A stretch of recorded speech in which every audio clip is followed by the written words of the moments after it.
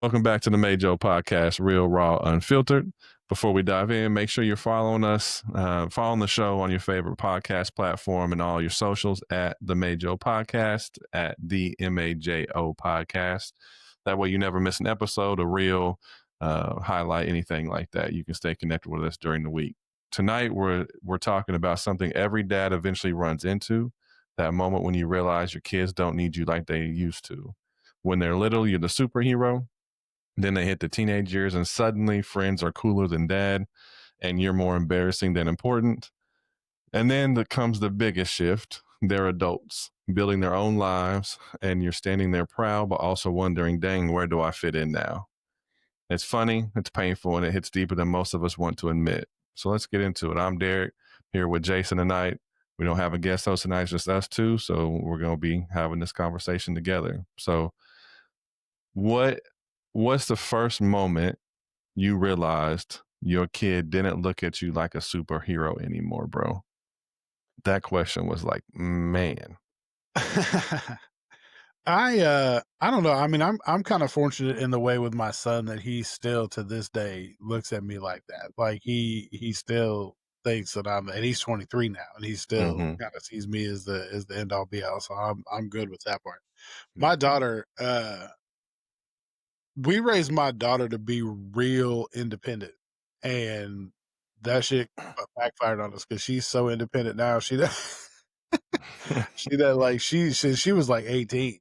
She was just like, I got this. I'm all right, man. Later, y'all, and just like took off for the win. Like she circled back a few times, but and it's not that she doesn't need us at all. Like she'll still call for silly stuff. Like, how do I do? What do I do? How does this happen? But for a while, like she dug her heels in. It was like, no, I got this. This is me. I'm gonna do all these things. And it's hard because you still want to be a part of all those things. But they, you also, on the flip side of that coin, you raise them to be that way. Like you want them to be that independent. You don't want to have a needy adult out there running around not knowing how to boil water. And, some of the silly shit that happens that's kind of growing pains of kids. But at the same time, you're like, one of the hardest things that you had said in there is like when they start doing their own thing and where do you fit in? That's the part. Like that's the shit part of it where you're like, oh, well, I don't really know where I fit in. Do I fit in? Like, how can I? Because you don't want to make yourself fit in. Like, that's weird. Right. And be one of them overbearing parents of their adult children. Exactly. Like, you guys can move in across the street from us, and then we can just be over there every 10 minutes. Like, Right. and some people love that. Like, some people have that set up and they love it. Like, they have the accessibility and being that close and all that. Like, I'm one of those people that figured out the closer my daughter is in proximity to us, the less able she becomes.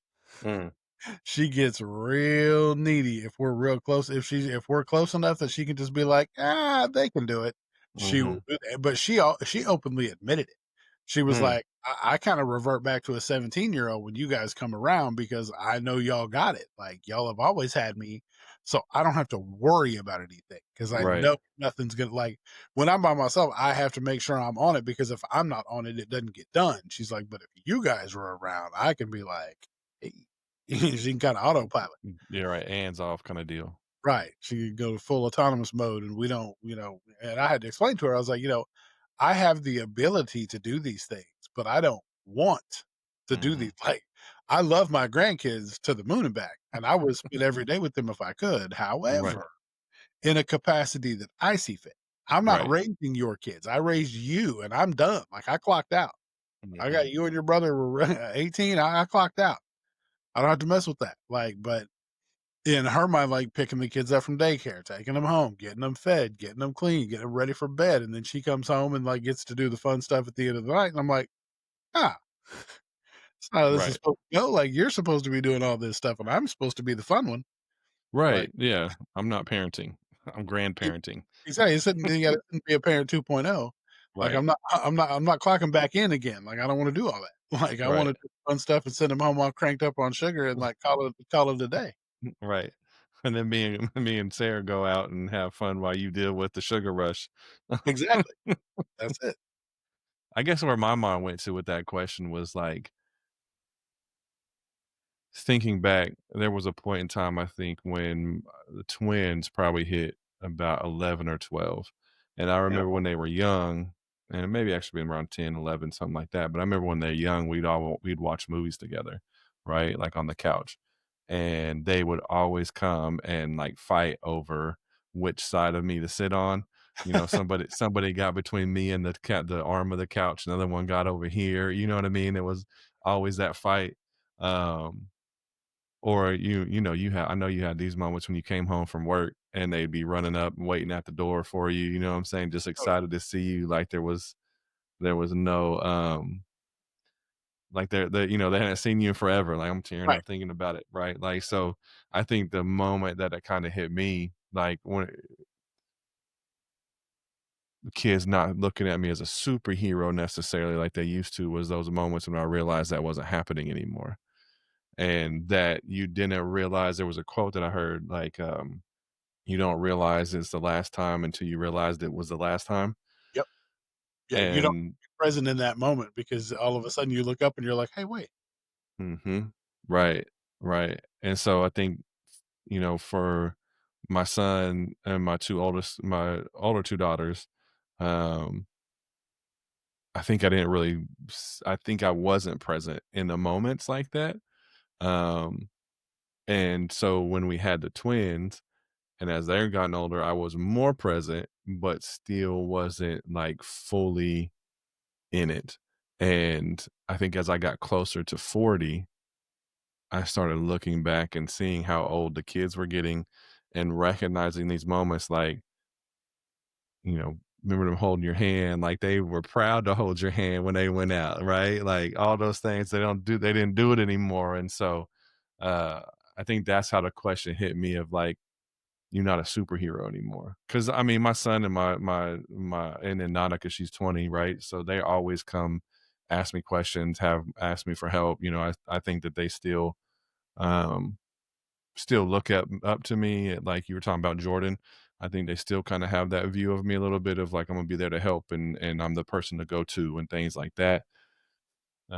But it's nowhere near what it was Yeah. and when they were younger, and I think that's what it hit me of, like, I'm not superhero, like, I'm not their first thought. I'm not their, Right. like, the most exciting, like, not I could be in a room and, she may not come out and say anything to me, Right, you come um home and you're, like, looking around and, like, nothing happened, right. you're like, "Oh, There's shit." nothing going on, right? So, um, Yeah, and I think the shift that I've run into with working with parents, and I don't know if you've seen this with anybody else that you're friends with too, is, like, folks struggle going from parenting a child to then parenting a teenager and understanding that there is a difference in how they need to be parented. Like a child from 0 to 10, you're their entire world, right? You can tell them what to do and they're going to think you know everything and you're the ultimate authority and uh what you say goes kind of deal. And then there comes this shift around 11, 12, 13 that you're no longer the center of their world. That's when the peer influence come in. Obviously it's a natural developmental sure. way that they have to go, but a lot of people struggle with that shift. And Yeah, I think that was a huge struggle for me, especially with my oldest, Elisha, and then Derek. Um, I think there was a huge struggle there. And I've gotten a little bit better, but a lot of parents struggle with that. Like they're not listening to me. And well, how are you talking to them? What are you doing? Right? How are you invoking a conversational relationship to where they can come and just say, "Hey, I have this thought," or "I've learned this thing," or "I don't know if I believe this the way that you believe this, and I want to talk about it." Most of the time, what I run into is parents like, "Nope, you can't do that. You can't. That's not what I taught you. You still have to listen to me. You got to be the way that I." And parents struggle with that.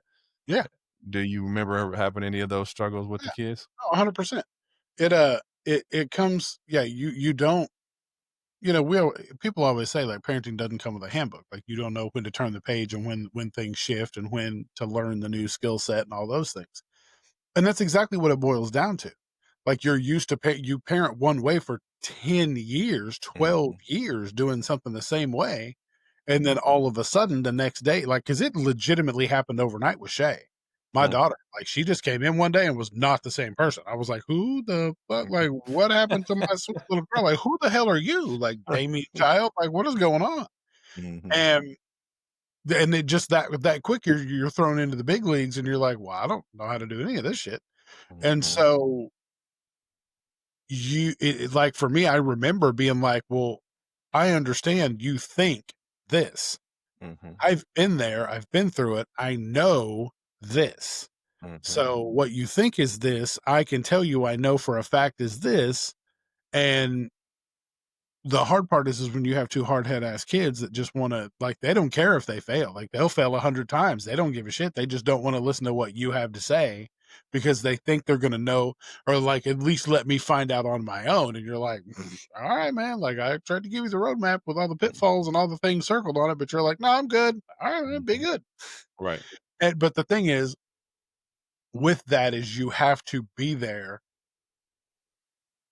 That like the hardest thing is you have to you're still perceived as a person that they wanna come to when things don't go that way. So when they actually prove you right, you have to stand there and not say, "I told you so," or Mhm. "I knew this was going to happen. This is why I told you this or that." You can say, "I understand why you did what you did. However, in my experience, this is what I found, which is why originally I had said if to do a different way." Mhm. Doesn't have to be my way necessarily, but it needs to be a different way than what you originally thought. I'm trying to help. Now, of course, I can say this as a 49-year-old, aged very much more mature than I was at the time, man.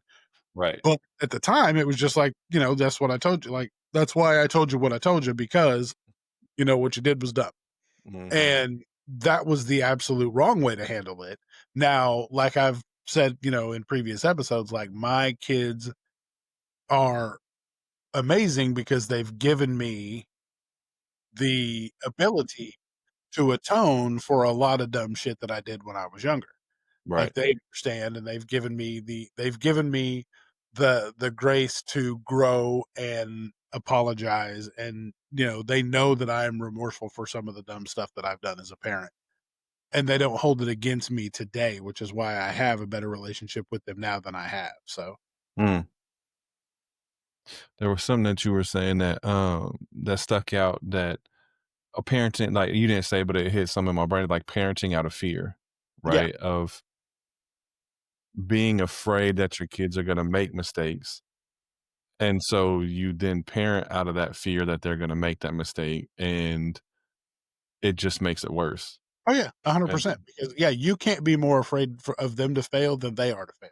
mm, Because you're creating unnecessary fear in them that doesn't need to be there. right.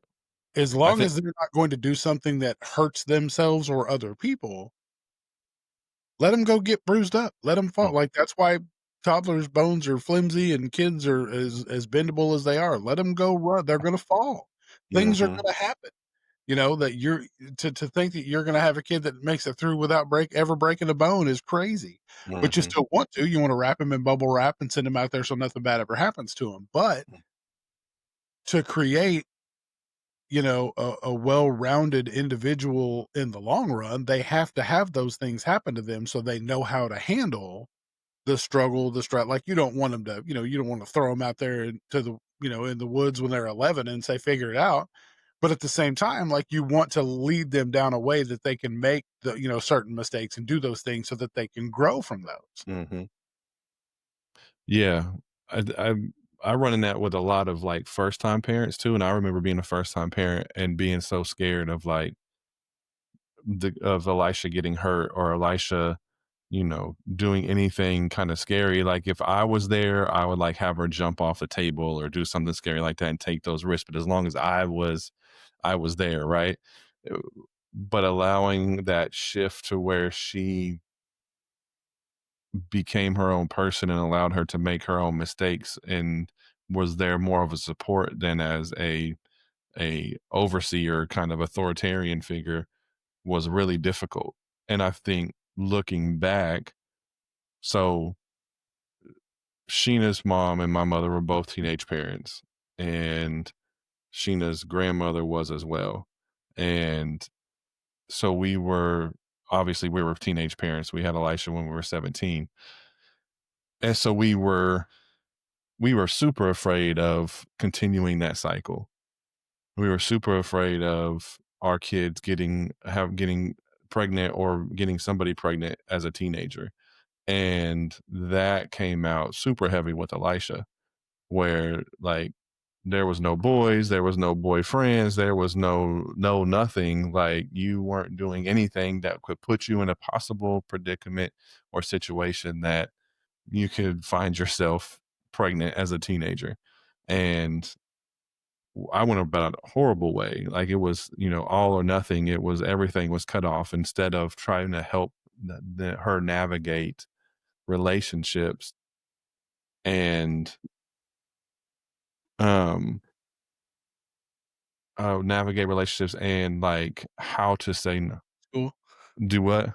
Everything short of sending her to an all-girls school. Right, yeah. I mean, and that's kind of how it was, you lucky you're going to public school because I don't want, and again, it was about me, right? And I don't want this thing to happen to you.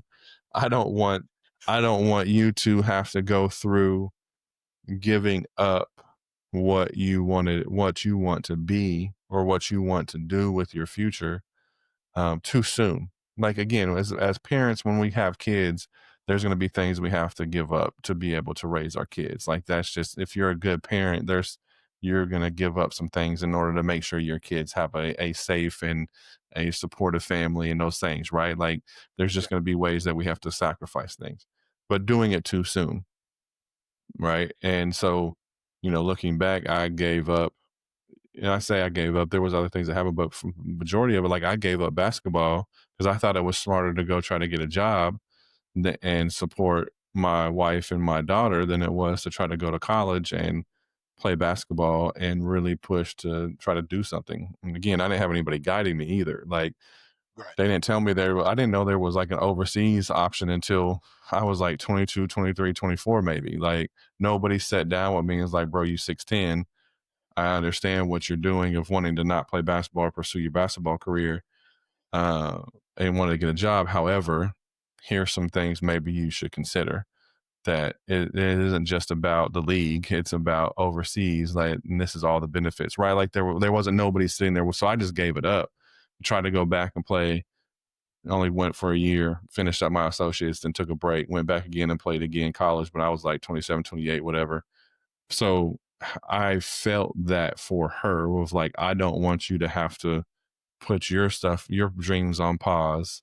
I want you, and so there was like this fear I was parenting out of though, and doing it instead of just being open, which I was more open with Bubba and Biscuit and the twins and the boys after that, to where it's like, no, I'm still not going to allow you to put yourself in positions that you could find yourself in a predicament you don't want to be in. However, I'm not going to parent you out of fear. If it happens, it happens. I'm going to try to support you and educate you and enable you enough to make those decisions to not have it happen than me be so forceful and keep you just in this box kind of deal, right?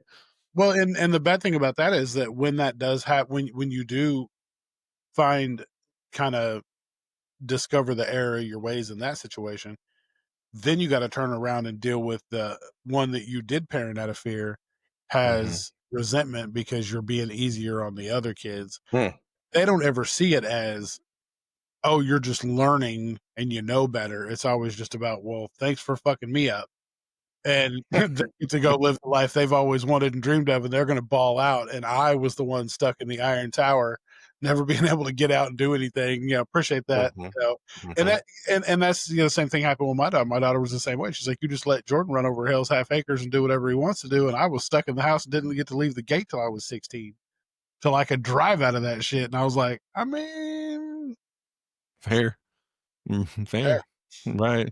Yeah, I've heard that one before. Like, you're so easy on Nautica, you're so easy on the twins. You said what?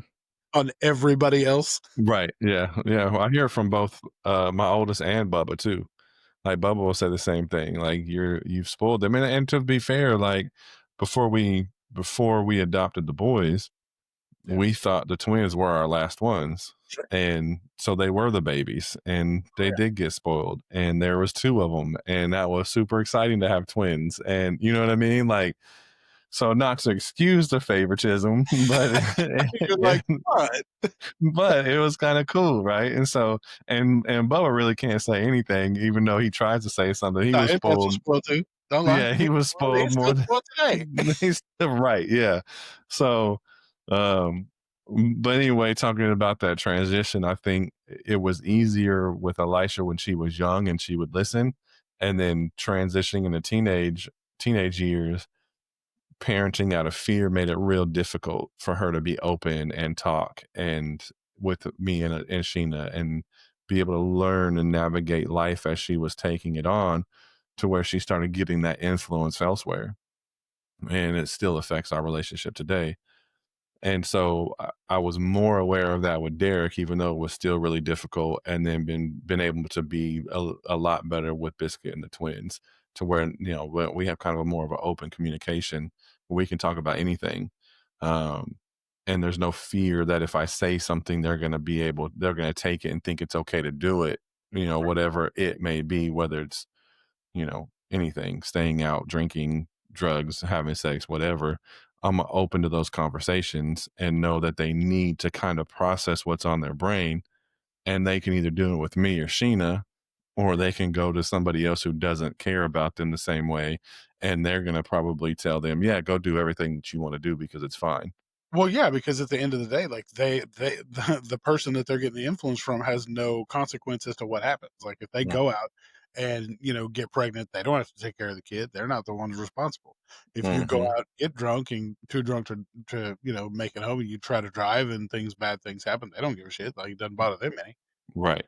DUI is Right. not going on their record. Like they don't have to deal with it. But and that's the thing that makes it important for your kids to know that you can have those, that you're open to those conversations, because they're all teachable moments. And as parents, we're teachers. That's the whole point. We're supposed to teach these kids not just how to live in the example that we wanted them to, but how to live, even like when you get to have the opportunity to understand how they may live different than you, even though you had an idea of what you wanted them to be and do, you have to be okay in understanding that, it could always be worse. Mm-hmm. Like, Right. yeah, my daughter smokes weed, my daughter drinks, my son drinks. He doesn't drink all the time. Like I'm not, but at the same time, I didn't want that for either one of my kids. Mm-hmm. But at the same time, like they're still my kids. I still love them to death. Mm-hmm. But I have to realize that the way I wanted that, like I'm not living their everyday life. So I can't say, oh, you do that. You're not supposed to be doing that. Mm-hmm. It doesn't affect me. It doesn't affect her. It doesn't affect the way she parents. It doesn't affect the way she works. It doesn't affect any of that stuff. She's, everything's still paid and does all the, she does everything she's supposed to do. She's a great mom. So who am I to tell her how she is and isn't supposed to live in a house that she pays for? I don't pay for that shit. Mm-hmm. Yeah, I have clients doing that with their adult kids all the time, and they wonder why their relationship is strained, or their parents don't want, or their kids don't want to talk to them, or are real kind of short or rude with them, and I can't say it, but I try to help them see, like, well, how are you trying to force what you think is right for their life onto them?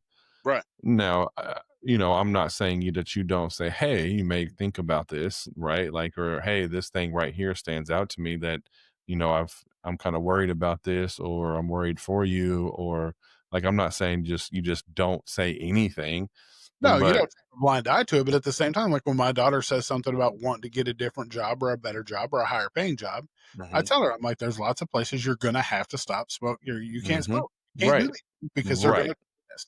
They're gonna want you to do this. They're gonna want you to do that. You can't get those jobs the way that you currently live your life. And if mhm, you want to make those changes, you're gonna have to make all the changes. And until you're ready to do that, keep rolling the way you're rolling. Like right, so you don't have a bad life. Like you have a place for your kids to live. You have a car to drive. You've got a job to go to. Kids have school clothes. Like wow, Yeah, Mm-hmm. we're gonna sit there and tell her, "Well, I can't believe you did this at 8:30." Like, I'm not paying your bills. You're not coming and hitting me up for money every 5 minutes because you can't support something that's going on. Mm-hmm. So, I do what you're gonna do. Like, I didn't want my parents coming after me and telling me that I shouldn't do what I was doing when I was, when I finally got out and had my own thing going.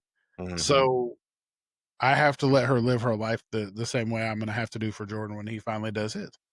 Right.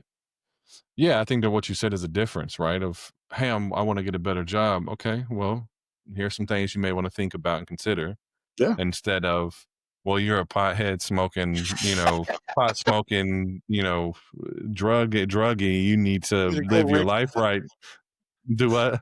Good luck trying to get a job, reefer madness. Right. You know what I'm saying? And I think but the parents do that. Like they are so judgmental on the way that they come across. And I've experienced that with my own mother, the way she's talked about me and Sheena and the way we've parented and the choices we've made and things like that. And so, Yeah, and I'm like that. I have been like that with Elisha too. I can't say that I, haven't sure. done that with her. Right. But again, it's the learning aspect of it, of through the course of time, learning how to have a different conversation with my son who, he's trying to figure it out with finances and different things like that. And I'm just there to talk to him. Okay, what's your plan?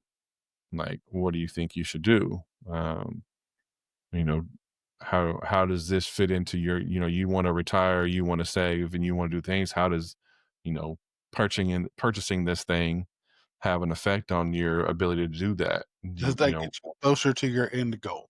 Right, right. Instead of my goal for you is for you to retire and do all the things and everything, you're telling me your goal is this.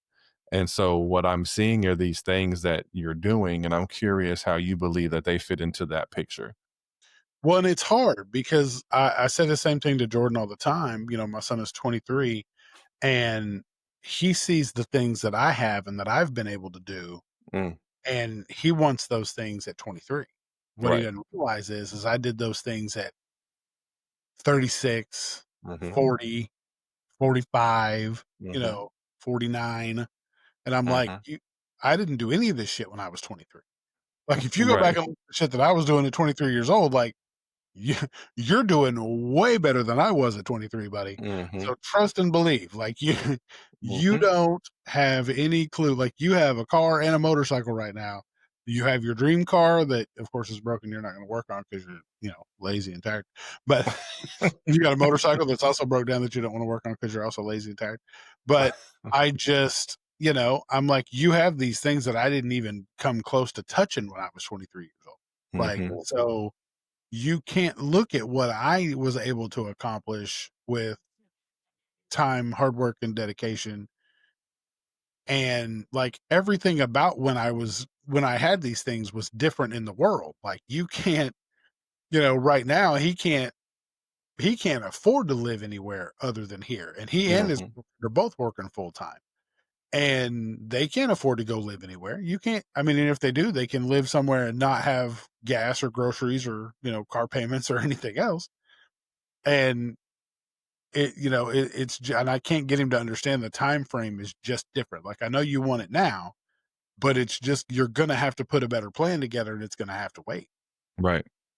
Yeah, I've been talking to Bubba about that a lot. Like he wants to do all these things at 22, and he's working at Best Buy, which, again, what they get paid at Best Buy back when I was his age, I would have loved to get paid 17, $18 an hour back when I was 22 years Oh, yeah. old. 'Cause back then that would have paid a mortgage. That would have paid, oh, actually I was making 14 something. I think Sheena was a stay-at-home mom at the time. I was making 1480 being a Best Buy delivery. And I was paying the Yep. mortgage. Yeah, I was paying the mortgage. I was paying, everything. We had, obviously we didn't have a lot of extra money, but I was able to make it work. Yeah. And now it's like 17, $18 an hour, and you barely getting by. Oh, you can be Um, homeless with $18 an hour, absolutely. especially here in Florida. Like, rent Mm, here is stupid. I got a deal in the mail the other day that wanted me to sell my house to a company that would rent it back to me. But that way, if I ever decided that I needed to just get out quick, I could just be gone because I'm just renting, so I could just boom, be out. And I'm like, yeah, you realize that rent here is like $3,000 a month. right. You think you're about to kind of hit me, knock me over the head, and raise my get out of here. They were like, but you have all the money, like that you have the equity that you have in your house. I was like, no. Right. The equity I have in my house is a down payment on a new house these days. Absolutely not. Man, that part. And it's like, yeah, I mean, these are the things that I have to try to, talk to him about. But in his mind, what he wants is what he wants, and he wants to make it happen like right now. Right. And I'm just like, bro, like this is not, nothing is the same as it used to be. Yeah. Yeah. The dinners we're able to afford now weren't the dinners we could afford when we were 22 years old, 21 years old. They're not the same thing. The trips that we could afford now to take ain't the trips we could afford to take when we were 21, 22. 22 years old, we were looking to go from OKC to Dallas. Right. For a night, let alone a weekend. Right. So, I was thinking about that. Like we honeymooned at the Fairfield Inn in Ponca City for a night. You know what I mean? Like that was what we could afford when we were young. You know what I mean? So the Quinta Inn on Expressway, baby, let's go. Right. And even then, the hotels at night. My dad paid for the room for the night.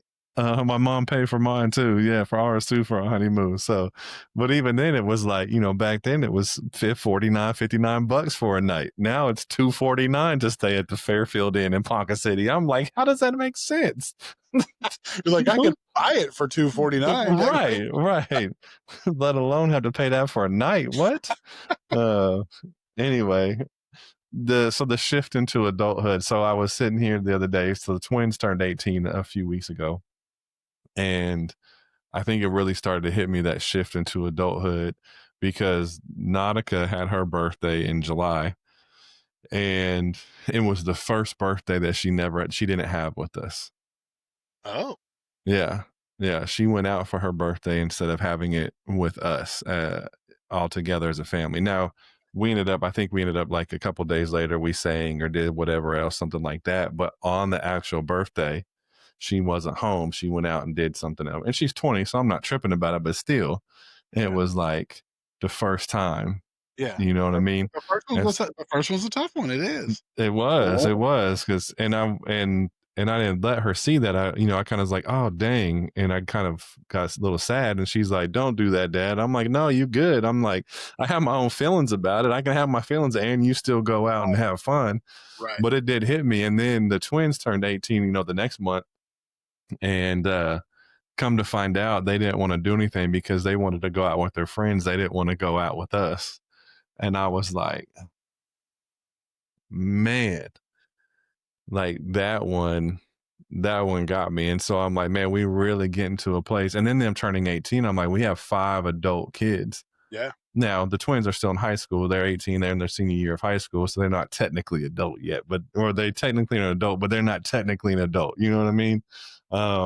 But still, that I think that highlights this episode and why we kind of decided to do it, because it was like that shift of this thing that they used to look forward to doing with the family and having, and the birthday and the singing and all those things. And now it's like, I could do it or I can't, whatever, I'd rather do something else. And it was like, man, it stung, bro. It was hard. It's hard. My kids were cool though, in a way that they let us still do that. If they wanted to go out, like they could do that, but we had to do a dinner first. And not have to, but they would always be like, hey, are we going to do like a birthday dinner?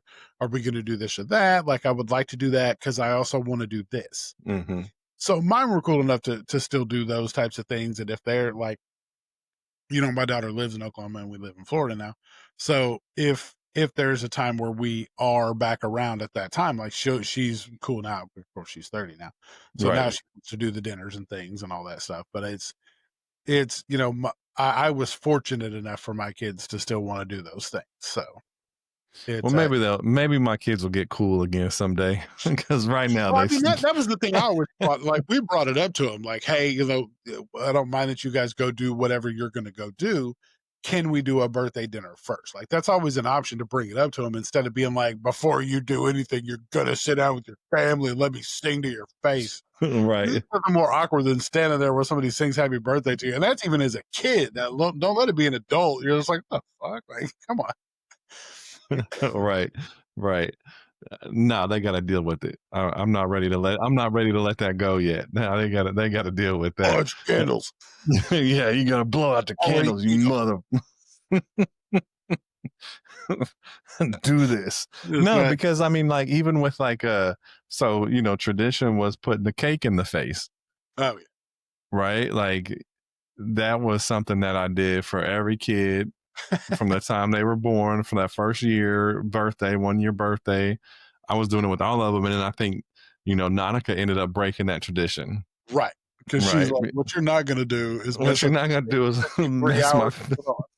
right. You're not gonna mess my face up, You're not gonna mess right? these lashes up. Get out of here. Right. I just did this for a couple hours. You're not finna mess this up.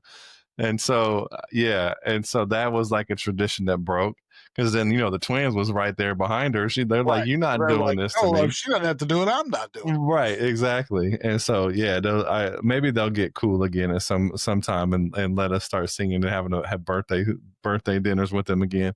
I do need to have that conversation with them. I like how you talk to them like, hey, it's Yeah, up but to you that was always guys. the thing. Like, I don't ever wanna shut options down for them. Like, if they do that and made plans and did the things, like, go do you. Like, have at it.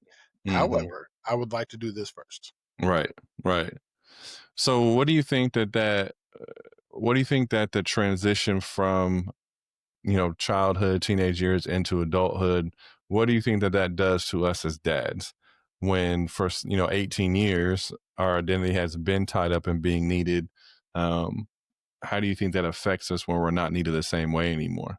It's a How did psychological shift that nobody is prepared for. mm, Like, you see people, like, do the whole empty nester thing, and they high five, and they do their little fucking dance and shit. No, that is not real. That's TV, that's movies, that does not happen. mhm, Um, it's a gut punch, for real. It's a serious gut punch because you look at it like, you've had this role for 18 years, and now all of a sudden, you don't have it anymore. So not only mhm, do you have to find there's so many different, like, layers to the transition. So you have to figure out what your new role is in their life. Then you have to figure out what your role is in your own life. mhm, And if you're still married to your partner, you have to figure out what your role there is too. Because both of you have been so connected with being this one thing for so long that not only did you lose yourselves, but you lost each other. Like, mhm. we can still communicate and still not saying everybody's having marital problems because 'cause they're parents, Right. but, like, you're not like, as years go, as time goes by, like, you don't have the same connection that you did before because your focus has been the kids and then everything else. Mhm, Kids, the house, the mortgage, the bills, all the things, and then there's time for you guys. So then you have to figure out when the kids aren't there anymore, what does that look like? What does that mhm, look like for you as a person? Like, you're gonna have alone time. How you spend that alone time? It's gonna be pretty cool for the first couple days. Then you're gonna be like, "Damn, this house is really quiet." Like, there's no mhm, screaming, there's no games, there's no music to tell them to turn down, there's no stories, the endless stories that go to nowhere, like, mm, those dry up. And you think about it and you're like, "Damn, like, I really do miss that shit." mhm, And you're like, "I don't even know how to be this version of me, like, because I haven't been this version of me for 18 years." mhm. And so it's kind of one of those things where you like it's a multi-layer situation that you really have to take one layer at a time and figure out because you're not going to be able to just blanket the same approach for every layer. Yeah. Yeah, I think that's one thing that I don't know if it's worry, but we'll go with worry for a moment. I think that worries me because Sheena and I being parents since we were teenagers, since we were 17. Like, so she came from a family where she parented her siblings, right? So she's been a parent pretty much her entire life at this point. Right. Um, being a parent since I was 17, I was the only kid, so I didn't have the experience of other kids around or anything. So my identity has been wrapped up in the identity forming stage. It became being a parent at that stage. And so I think part of the worry that I have especially once the two youngest ones are done, of like, that'll be, I think so. I think, yeah, Elisha will be 30 at that point when Austin turns 18. And so that'll be a legit 30 years of actually being an active parent. It wasn't like 18 years and we were done. It was 30 legit years of being a parent compared to 16 years of not being a parent. Right. And so when that time comes, and not that I won't be a parent, but you know what I mean? Yeah, yeah, Um, um, what happens at that point? yeah, You know what I mean? Because, yes, my five, I have five that are adult kids right now. We still have two younger ones. So we're still kind of in it a little bit. So we're hitting a little bit with the three oldest where we're not needed like we used to. The twins, they're in that stage where they're getting to that point where we're not needed like we used to. The boys still need us, obviously, like they used to. Don't ever seem to want to, they don't ever seem to become more independent. I that's need the them to cord become they're more. not gonna cut, buddy. Right, right. So, but when they hit 18 and they do go off and do their own thing, like that'll be 30 years of Yeah, being a parent. And then legit, what is it like after that? And there's this idea of like, oh, me and Sheena will be able to travel and we'll be able to do all the things we've been looking forward to and everything like that, which is cool to talk about. But there also is this part of me that's like worried a little bit about it. yeah. Like, what is that going to be like? You know? And it's, we fear the unknown. We always have Mm-hmm. concern for things that we haven't lived before. But, Mm-hmm. it's not a it's hard. There's a mourning period. You are gonna go through, the mourning of the loss of the things that you used to do or used to hear or used to be. All those things it does come to a point where you're just like, "Oh, shit." And it Mm-hmm. happens like little by little. It doesn't just all come crashing down at one time. Because Mm-hmm. you'll think about it and you're like, "Oh, shit. That is why it's so quiet." Or, "Oh, I haven't heard a silly story in a while." Or, "Oh, I haven't had to do this." Or, "Oh," there's just and it Mm-hmm. just kinda comes along. But as you learn as you go along and kinda learn to cope with some of those things, it makes the other ones easier when they do come. It's Mm, not like you have to rip the Band-Aid off and the wound opens up again and you have to re-grieve it all over again. mhm, You just learn, you're just like, "Damn, that's kinda crazy."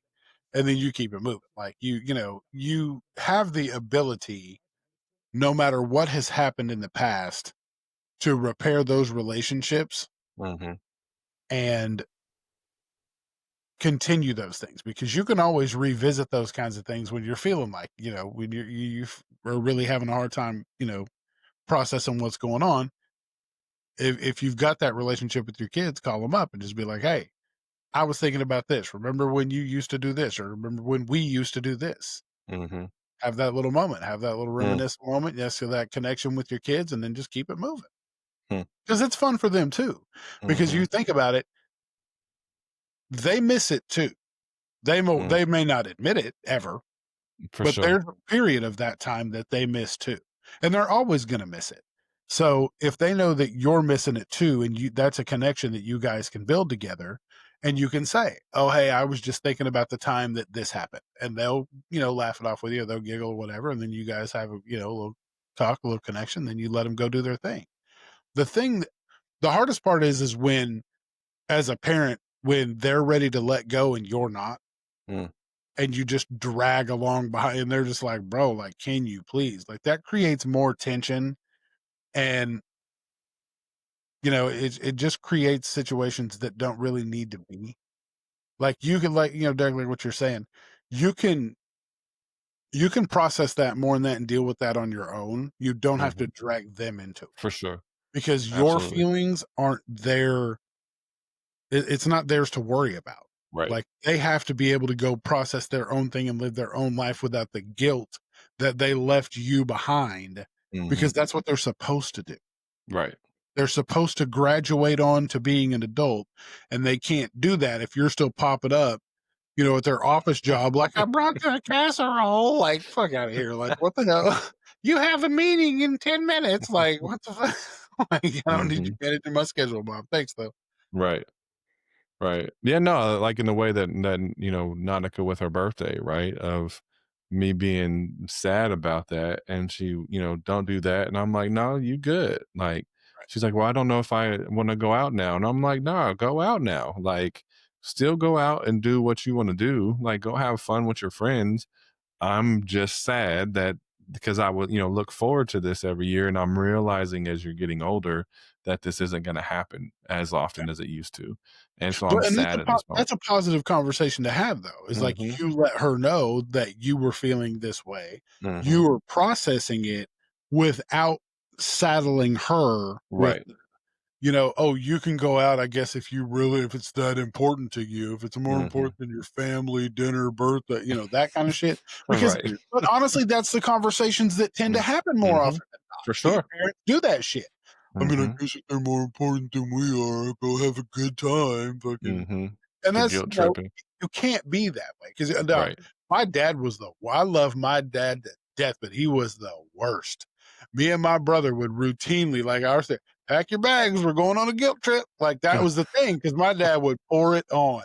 And you Mhm. just eventually had to be like, and you could like, eventually we got to a point where we talked shit to him about it, and he would laugh it off. He'd be like, "Oh no, you're right," and I'm Mhm. just like, yeah, like, dude, like have your feelings, do your thing, but it's not my burden to carry.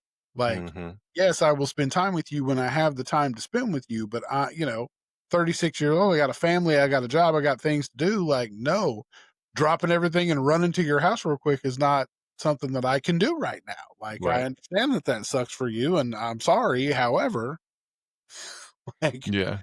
I got a Mm. whole life to tend to. Right. Right.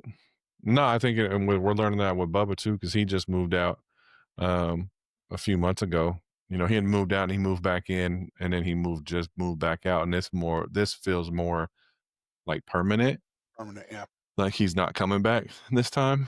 Um because he's planning on enrolling in college and maybe even actually moving to Stillwater to go to SU on campus. Oh, And so nice. yeah, yeah. So um and once he gets his bachelor's, hopefully he'll be able to get a good job. And so this Sure, feels more permanent. sure. And so there's like days that will go by that we don't hear from him. Oh, yeah.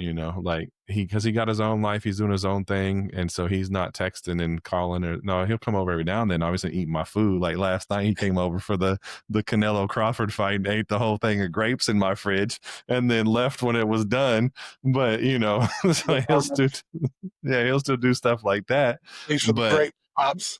right, yeah, yeah. But he's Oh, no, I not. mean, we went through that with Jordan because Jordan got a little girlfriend and she had a place and he went and lived with her. And Mhm. shit, I went from having to deal with this dude every 5 minutes, like, I went to the bathroom, now what? Well, now you flush the toilet, now you wipe your ass, like, and then he was just ghost, son. I wouldn't Mm, hear from him for days. Like, there was mm, times I wouldn't hear from him for a week. I mm. text him, be like, "Bro, you alive?" Like, "Yeah, Right. I'm good. We're just doing our thing." I'm like, "All right, man." Like, I Mm, got so accustomed to that. We had a window where we were true empty nesters where nobody was here, mm. and What we was did that that like? for almost a year. And I was just like, it felt weird as shit. Because I mean, we've always had either family or friends or anybody that needed a place, that we were connected with could come stay and live. So there, we really honestly, in the 25 or almost 25 years Sarah and I have been married, we've only lived alone for that like almost year. Mm, That was it. yeah. And it was like 9 months, 10 months. And it was Mm. crazy. Like it was weird. How'd Cause y'all like adjust to that? it it was strange. Like she was just like, "Bro, like, babe, there's nobody here." And I'm like, "Oh yeah." It's like, "That's dope." Like, I get used to walking around in my underwear, just doing all the things because I didn't have to worry about anybody. Because I was like, "Oh, this is kind of cool." Right. It was really quiet, oddly quiet, Mhm. but I was a fan because at that point I had already had all the morning and gone over all the things I had to go over from my kids being adults. Mm. So it didn't bother me in that way anymore. So I got to like truly enjoy it. But yeah, and then it all came crashing down because Jordan was like, "I don't like that girl anymore," and I'm like, "Ah." I was like, "Well, I guess come back here." Come back home, I guess. Yeah, And and now then he housing rates shot up, yeah, and right. so there's no Yeah, hope of now getting him he out again. exactly. Yeah, now he's just gonna be here forever. Mm. Yeah, Yeah, I mean, that's because we have some of that quietness now because the boys will go outside and play, and, the twins will be in their room, right. Natika's working, so there's some of those quiet moments where it's just me and Sheena, and we're on the couch, but I think it hasn't hit that same way No, where because it's temporary. Right, like, you know it's coming back, Yeah, right? You know you're gonna twins will be down a little bit to ask what's for dinner, the boys will be home and be stinking and need to go shower, and you know what I mean? Those kind of things are gonna happen, and so, yeah, it's like, you know, I've been able to start feeling the grief and process some of the grief from the older ones getting older, but we have still this other stage that's gonna hit at some point in time where it's not gonna be like there's no like future that coming in right. that moment of quiet. Does that make sense? Yeah, no, 100%. Yeah. Yeah. So I think that's been helpful. So so as the kids have grown up and they've gotten older and they've don't need you like they used to, how has yours and Sarah's relationship shifted from them not being primary any longer, priority any longer, to now it is more you two now. Of course, obviously, Jordan's there, but Yeah. how has your relationship shifted as they've grown up and become adults? We've come closer. We've been Mm, able to really kinda lock back into each other and pay attention and do those things and be more mindful of each other and how we move and things like that. So, it's been better for us in that way. mm, Um, I joked with her when Jordan turned 18, I was like, "Now I can leave you for free." I was like, "So you better mhm, tighten up mhm, right, or right, after it, 'cause it don't cost me uh-huh, nothing to bail." But, right, no, honestly, we've become a lot closer and understood each other a lot better in things. We are quicker to have conversations than we are arguments because we realize when we argue, it doesn't really it's not really about whatever we're upset at the time. So right, having a conversation versus an argument really gets us to the finish line a lot faster. When mhm, before it didn't used to be that way. We'd go 12 rounds all day long. It would last a day or days, and mhm, we just don't have the energy for that shit anymore because we know that it's really not as deep as we thought it was. And, she works, I work, we have the house, we do the things, like, we're not out to, to hurt each other, and so, it really is more like, we've grown in such a way from having the kids and doing all the stuff that we can just sit down now and just be like, "Hey, listen, how you said that was this, or how I said that was, I didn't mean I didn't mean it to come out how it sounded.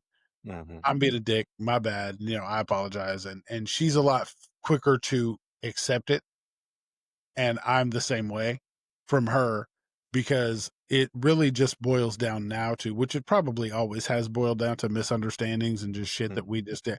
But, pride and all that shit and mhm, stress from having the kids and doing all that stuff just takes over and you just want to be mhm, mad about something.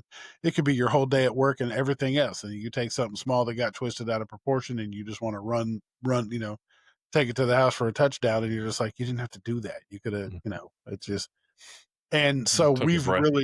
we've really come closer in that way that we see the world a lot different now than we did before, and Mm, so we do spend a lot more time together. We tend to wanna be around each other more often than not, even if we're not talking. If she's doing her own thing and I'm doing my own thing, we still wanna do it around each other.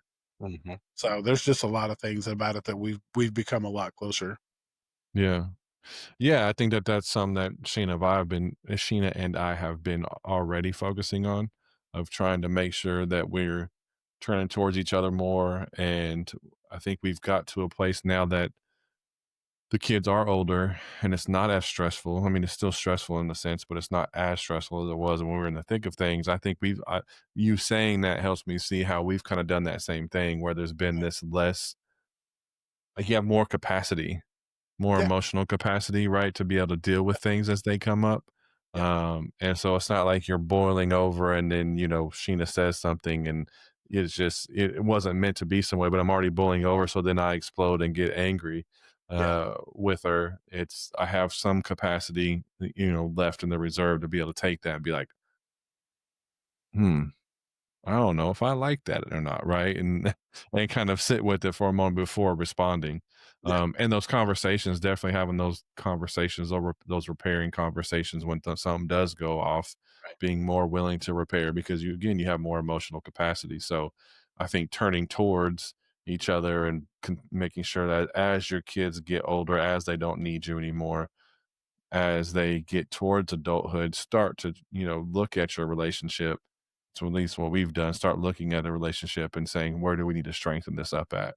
Because Yeah, it's about to be just us, and we have a choice to either repair things that have happened and can strengthen our relationship now, or keep going the way it is and continue to drift further and further apart. right. Yeah, no. And that's the thing. Like a lot of people you see, the people that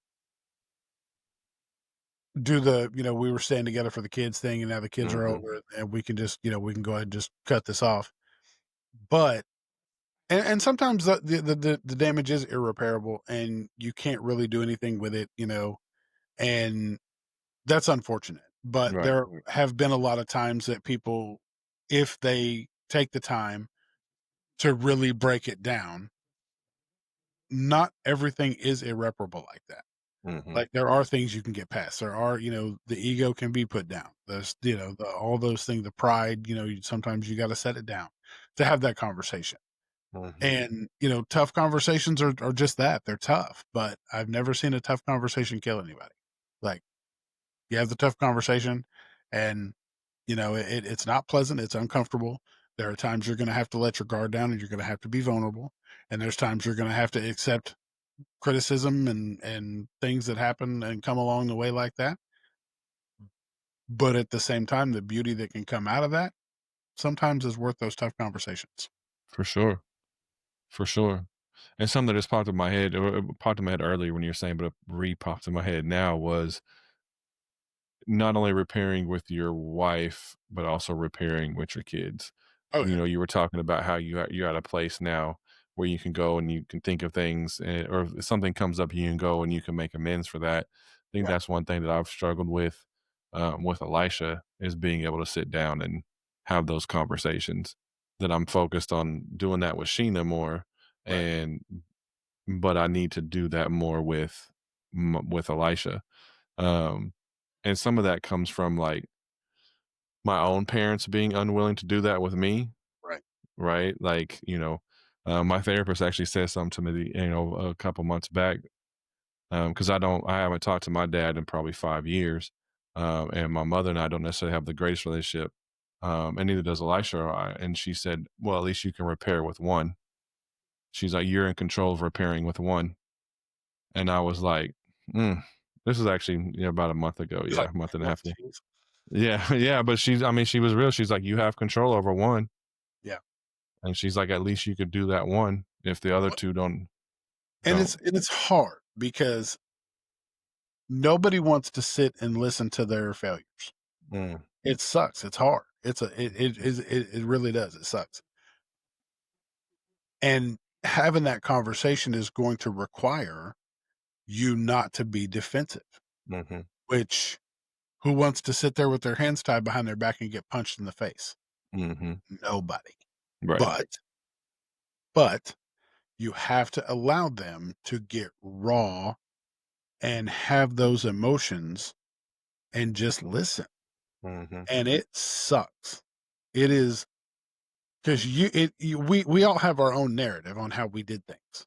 In mhm, our minds, it was never that bad. mhm, Oh, there are times that I could have done better, but it was not that bad. Like you had clothes, you had a roof, you had food, you had things. You never had to want for anything, so everything's fine. mhm. That's basic needs of keeping a human alive. Right. There's so Right. many more layers to it than just Mhm, that. Yes, they had nice clothes. Yes, they had nice shoes. Yes, they had these things. They never went with an empty belly. Like all those things are cool. But that's basic necessities. Like when you mhm. boil down to what it is to keep, to actually nurture a human, that's none of those things factor into it. And they have their own narrative on how you performed as a parent. Mhm. But you don't get that exit interview when they get 18 and go, "Well, here's what I thought. Here's my Google review of how you were as a parent." Like, it Right. doesn't work that way. And so you have to sit down and have that conversation and let them tell their side of the story without Mm, being defensive, without saying, "Oh, well, I only did that because of this." You have to let them be real and raw and open with you. And then after that, you can say, "I apologize for these things. Now let's work on repair." Or sometimes you'll have to even ask them, is this is there something I can do to fix this? I Mhm. know I can't fix what happened then, but can I make amends for it now? Is there a way we can start to build back what has been, what is eroded? Mm. And you have to be ready for the answer. Yeah. Yeah, I think the Google review is your relationship. Yeah, I think absolutely. that's your Google review. How is your relationship? And does it feel close? Does it feel connected or doesn't it after they turn 18 and they're gone? Because I think that's definitely there. And a lot of parents get defensive to that where they're like, it's on the kid to want to come home, or it's on the kid to want to do this, and they're the ones acting this way. And it's like, no, that relationship is a direct correlation to things that they're upset, they're hurt by. Yeah, there's And something they don't just do it out of just because they one day flip the switch and goes, "Yeah, but I'm right. happy." Right. Yeah, it's so there's your Google review. If I'm my Google reviews, if I'm looking at the Google reviews of my relationship with my kids, I can definitely see the different Google reviews based on how the kids how my relationship with my kids are. So I know which one I need to focus on and try to repair for sure. Um and it's hard, man. It's hard. It's It hard. is. No, Yeah. 100% it's hard. Yeah, there's never gonna be anybody that's gonna sit and blow smoke up your ass and tell you that it's not gonna be hard. Hmm. It's just, choose your heart. Do you wanna Right. continue to live without her in your life or have this strained relationship, or do you wanna sit down and have, hard conversations and get it done? One of them's temporary, Hmm. one of them's not. Hmm. You continue the strained relationship, that's permanent. It's just gonna Hmm. stay strained. One day she's not just gonna get up and go, "Oh, well, I guess I'm tired of being mad. What's up?" Like, it doesn't work Right. that way. Like, Right. it just continues the distance continues to grow further because the whole thing cools off, and the colder it gets, the harder it is to repair. For Because sure. in their eyes, it looks like you didn't give a shit this long, so why do you care now? Mhm. And Yeah. if you can let it go, they can let it go. Like, kids are stubborn like that. Like, they'll just be like, "Oh, well, you don't care, I don't care. Like, we'll see who doesn't care longest." And Mhm. before you know it, it's been 10, 20, 30 years. When I hear people say, "Well, I haven't talked to my parent in 10 years, 5 years," like you said, you hadn't talked to your dad in 5 years. Like, I get everybody's circumstances are different. Like, Mhm. it's not a blanket for everything. But in my situation, I didn't talk to my father for a year. Like, he said some slick shit. He had to atone for that. Like, no, you're not gonna play me like that. And even that year, like, I look back at it now and I'm like, it's wasted time. Like, Mm. I could have had conversations with him. I could have had, I missed out on that time with him. And, it doesn't change the fact that it happened, but Mhm. and I don't really dwell on it like that. Mhm. Because honestly, like that, you know, it had to happen at that time because he was, he he wanted access to me that I couldn't give him at the time. And Mm. instead of being an adult about it, he wanted to be a child about it. And, my mother was going through cancer treatment at the time. Mm. She had breast cancer. And, you know, he was whining at the fact that I was helping take care of her because she didn't have anyone because he was off with, you know, they had been Mhm. divorced for like 15, 17 years by that point. Right. So but she never remarried. So she didn't have anybody to help take care of her. So, it was me and my brother. And, he wants me to come over and I'm like, man, I've got mom and I'm dealing with her stuff and I got to take her to an appointment, whatever else. And he goes, well, I guess I got to get cancer for you to come see me too. And I'm like, oh, okay. Yeah, what we're not going to do is that. Mhm. So, now you've lost access completely. I'm hanging up. Don't call me. Don't text me. And he only lived like a mile from me at that point. Mm. So I hung up and he kept calling me back and I didn't answer. 'Cause he knew, like, he knew that Mhm. was dumb shit to say, like, he knew better, he knew how I felt Sure. about my brother, so he took it upon himself to drive his ass to my house and just barge in my house, and I was like, "Hey, man, here's the thing, I'm an adult, this is my house, you can't just come over and come into my house uninvited, like, you don't live here. You don't own this shit. I'm not a child, and you need to go."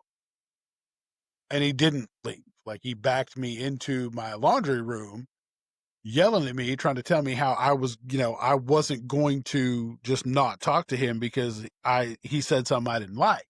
Yeah. And I said, "Well, see, that's the beauty of it is I can and I will because I'm an adult, and you don't get like this. Just shows me not only do you not realize that you said some dumb shit, but you're not even going to own the dumb shit that you said. You're just going to Right. try to bully me into having this Accepting it and yeah, right. continuing this damaged relationship and just going on about your business." And it got to a point that I never thought it would. I actually pushed him out of my way, and he Mm, fell like I because I was mad at the time. I was mad anyway. And then when he mhm, just kept pushing me back into my like he pushed me in like legitimately pushed me into a corner. And so I pushed him, and like he took flight. He lifted up mhm, off the ground and like landed on my kitchen table mm, and realized in that moment that I'm really not a child anymore and that this wasn't going to go down the way he thought it was. And he collected himself and he left. mm, Did I want that to happen? Never. mm. Never. Absolutely never. I regret that wholeheartedly. Like I wish that never would have happened. Sure. But, you know, that was the situation that happened at the time. And eventually we were able to come back together and talk it out. And I got to apologize and he apologized and he understood where he was wrong. And I understood where I was wrong. Mm. But at the same time, like that was a tough conversation I never thought I was going to have.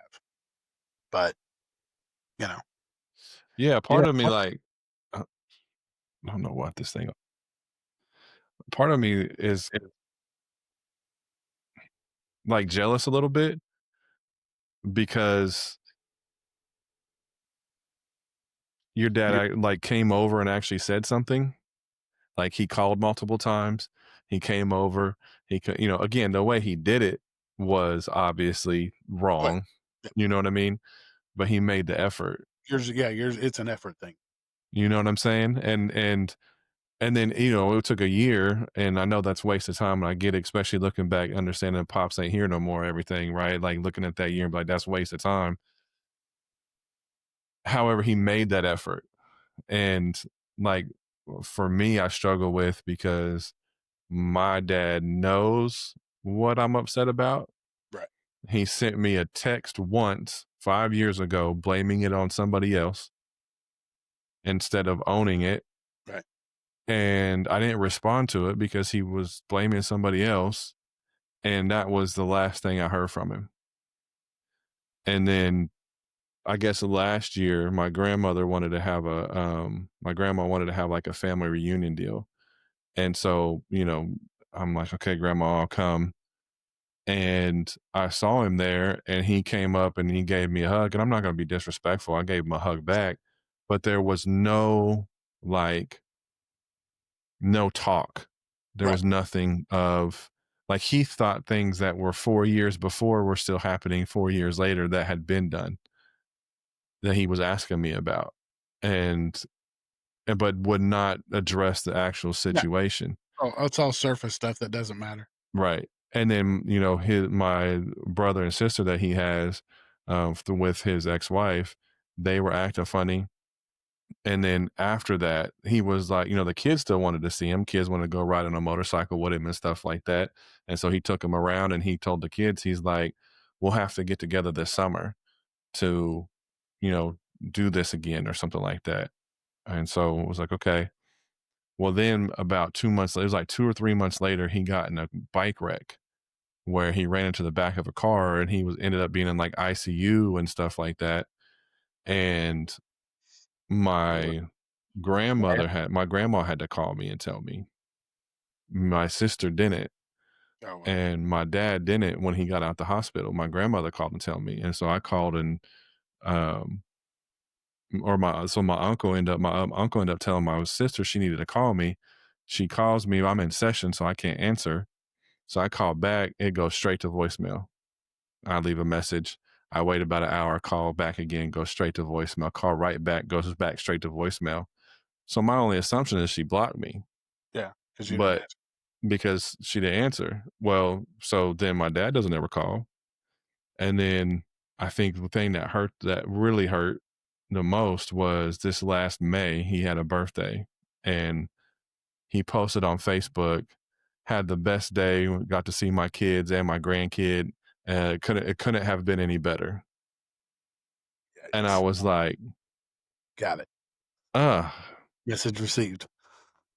wow. Right. Right? Like, so anyway, we didn't mean to get off on this conversation, but I think the importance of this, especially as they get into adulthood, I'm speaking to myself in this moment too, because I'm living it from my parent not wanting to make amends Right. and repair. And having that feeling that as a parent that needs to repair and make amends and own up to things. Like I think as one of the key things that's shifting into adulthood, and maybe one of the significant pieces of why they need you or don't need you is because of your willingness to repair. Like make that effort. If there's something off in the relationship, be willing to talk about it and own it and take responsibility and apologize for it so that your relationship can be good and your kid can feel that connection and that love. Because even at 43, I'm sitting here like, I wish both of them, I wish I had a connection with both my parents. Like, I mean, that inner child still longs for that. Yeah. And yet both my parents won't do their own work in order to have that relationship. Yeah. And so be willing to, as they transition out, as they don't need you like they used to, as things come up, be willing to own it and accept responsibility and repair it and help heal those parts of them so that they can then be a better parent to their future kids. I think is an important piece. So any final thoughts or anything on they don't need you like they used to You conversation? summed it up perfectly right there. I mean, you have to do the best you can to keep those relationships as repaired as possible.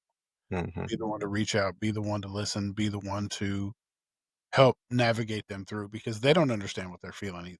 They just know Hmm. they get hurt and they need somebody to help guide them. You take it back to, when your kids ever got hurt when they were little. First one they wanted to run to, you Hmm. get fixed up, get patched up, feel better. They didn't want to be scared anymore. They're feeling all those things right now. Hmm. So there is an issue out there that you need to repair. Just have the conversation because if you Yeah. don't, years pass, and before years pass, then at the end, like, we're not promised tomorrow ever. I don't care how young you are. Doesn't matter. Right. And the older I get, the more I realize, like, this could all come this ride could be over tomorrow. This ride could be over tonight. Hmm. And I don't want to ever let anything be left unsaid. So, have those Mm. tough. Yeah. Yeah. Can't say it any better than that, bro. Had those tough conversations. Well, that's a wrap on They Don't Need Me Like They Used to. Uh, talked about a lot of different things. We laughed a little bit, admitted some grief, admitted some things we do wrong. Hopefully gave some perspective on how to handle the shift, both in your family and with your kids and with your wife. If you've enjoyed the conversation, make sure you're following us on all socials and wherever you listen to the podcast. And do us a favor, share this episode. Chances are there's somebody out there that needs to listen to this, both to laugh and to as a reminder that he's not alone. So um, it's been the MAJO Podcast, real, raw, unfiltered. Check us out next Wednesday. We'll see y'all then. Still All got right, to y'all. work on my outros. That's all right. Take it easy. Yeah. All right, y'all.